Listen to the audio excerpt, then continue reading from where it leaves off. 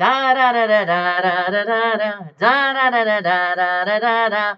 Welcome back to Disenfranchised. I'm Bulinski Mathison, founder of The Naked Grief and creator of this podcast, DisenFRIENDSchised, where we identify disenfranchised grief through the lens of every Friends episode.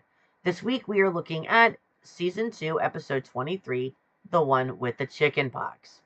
On the surface, it's a slapstick romp involving oven mitts, calamine lotion, and Charlie Sheen in a navy uniform. But underneath the itchy spots, we're talking about ruined windows. Those rare moments in life where everything is supposed to be perfect, only for the universe to hand you a contagious virus. We are also looking at the masks that we wear in our real lives when things feel a little too empty. So the episode contains sailors, spots, and Joseph. If you need a refresher, here's the breakdown. Phoebe's long-distance underwater submariner boyfriend Ryan, played by Charlie Sheen, is finally resurfacing. He's coming to town for 2 whole weeks, a massive upgrade from their usual 3-day whirlwind. The catch? Phoebe catches chicken pox from Ben. Just as Ryan walks through the door, the spots appear.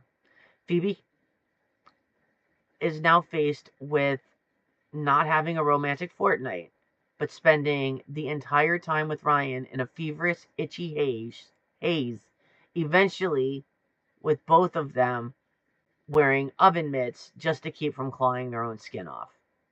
Meanwhile, Joey is feeling the sting of the acting world, and to make ends meet, Chandler gets him a temp job as a data processor at his office. But Joey doesn't just do the job, he performs it.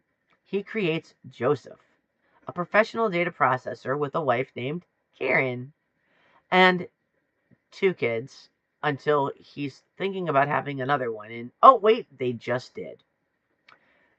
Joseph is successful, he's respected, and strangely, a bit of a jerk to Chandler. Over in the Geller-Burke camp, Monica is spiraling because Richard is just too perfect.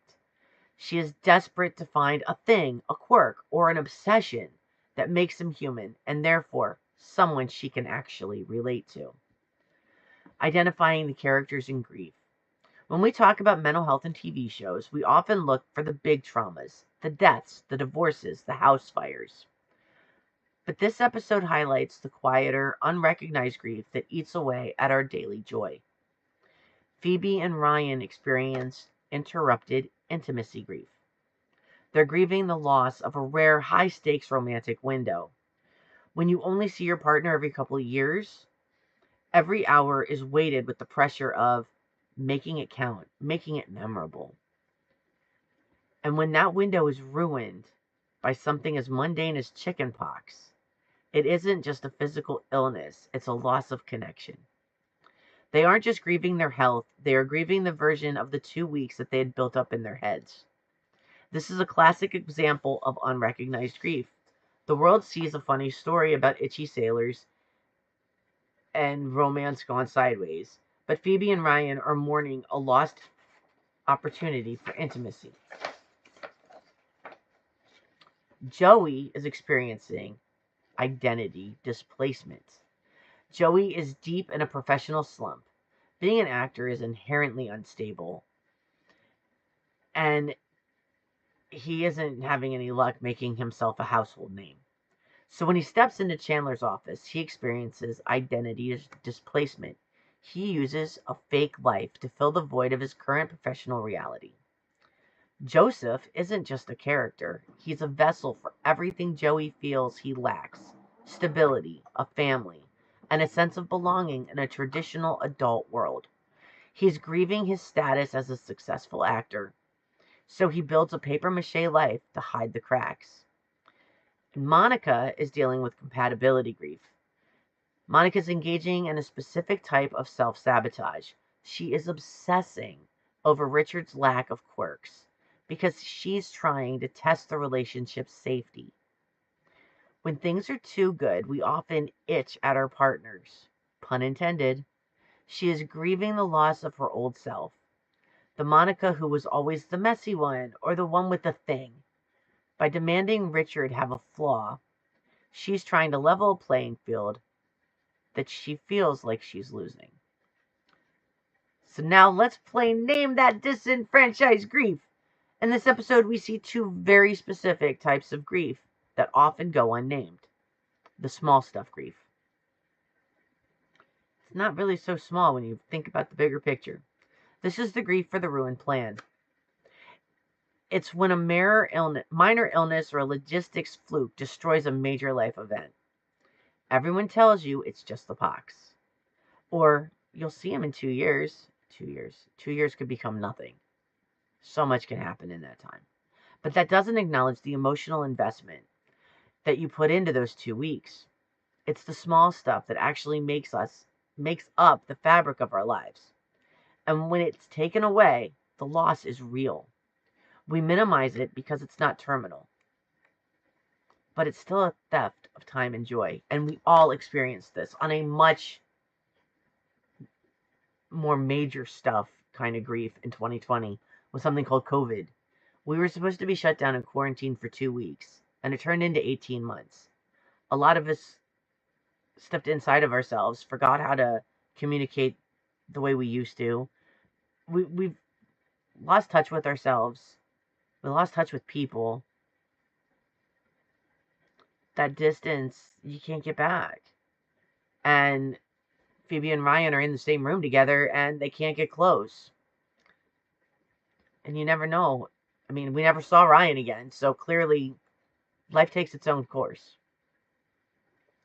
And then we've got the professional anonymity grief. Joey's Joseph persona highlights the grief of being just a temp. There's a specific emotional burnout that comes from feeling invisible in the workplace. When you feel like you don't matter professionally, the urge to invent a life where you do matter is more of a survival mechanism. Joey is grieving his professional identity, and Joseph is his mask. Now, as always, we got to acknowledge the friends' support during this episode. And, well, there's some grief-adjacent moments. Chandler's support of Joey is a fascinating look at the limits of holding space. He gives Joey the job, but he can't handle the Joseph persona once it starts to affect his own reputation. It's a reminder that we often support people until their coping mechanisms start to make us uncomfortable. Joey needed Joseph to feel like a man, with a wife and 3 kids no less. But Chandler needed Joey to be his friend. Joey also decided to be kind of a brown nose and get Chandler in a lot of trouble unnecessarily. It wasn't Joey's job. Joey was the temp. And definitely made things a lot harder on their relationship and on Chandler's job. Then there's the gang support of Phoebe. The oven mitts are iconic, but they are also a physical manifestation of a boundary. Sometimes the best way to support someone in their itchy phase of grief is to help them not scratch the wounds. They didn't tell Phoebe to get over it. They brought her the calamine lotion and the light dimming makeup and tried to help find ways for them to not scar each other because of the fact they were so itchy. Some coaching moments and reframing of the itch. Reframing the itch in relationships. Are you like Monica? Are you looking for reasons to blow up something that is actually working? Have you done that in the past? I know I have. Sometimes we obsess over our partner's flaws, or lack thereof, because we're afraid of the relationship being too perfect to be true. We are waiting for the other shoe to drop. A coaching tip: stop looking for the thing that's wrong and start looking at why you're afraid to be happy. Don't let your own fear of the future be the grief that ruins your current peace. The Joseph response. If you find yourself inflating your titles on LinkedIn or creating a fake persona to feel valued, you might be experiencing signs of emotional burnout. A coaching tip: acknowledging that your current status doesn't define your worth. Joey's Joseph was a creative response for a loss of status, but it wasn't sustainable. Validate your current struggles so you don't have to invent a fake success. The what if scenarios. What if Phoebe hadn't held Ben and caught the chicken pox? Would Ryan have been too much for 2 weeks? Often we blame the pox for ruining a window, but sometimes the pox is the only thing that makes the high-pressure window bearable. By being sick together, Ryan and Phoebe bonded in a way that dinner and dancing couldn't touch. Relatable, real-life examples. We've all had those Phoebe moments. You save up for a year for a European vacation, and you spend the whole time with food poisoning in a hotel room in Rome. Or you finally get the interview for your dream job, and you lose your voice. That's unrecognized grief. It's the frustration of the ruined window. And in the professional world, the LinkedIn envy. It's the modern-day Joseph. We see people with titles that sound like they're saving the world, and we feel the grief of our own perceived stagnation. We want to be Joseph because being Joey, the struggling dreamer, feels too vulnerable. The one with the chicken pox reminds us that grief isn't always heavy and dark. Sometimes it's itchy, annoying, and involves oven mitts. Whether you are mourning a lost 2-week window of romance or the professional life you thought you'd have by now, remember that your feelings are valid. You don't have to have a terminal loss for your grief to be real. If you're feeling the itch of unrecognized grief, you aren't alone. And we're here to help strip away the stigma and talk about the stuff no one wants to mention. Join us next time for the season 2 finale, the one with Barry and Mindy's wedding, where we talk about the ultimate ruined window, walking down the aisle at your ex-fiancé's wedding. It's going to be a pink, poofy mess of emotions. For more resources on navigating the itchy spots of life, visit thenakedgrief.com and like and follow this podcast for more episodes just like this one. Until next time, da da da da da da da da da da da da da da da da.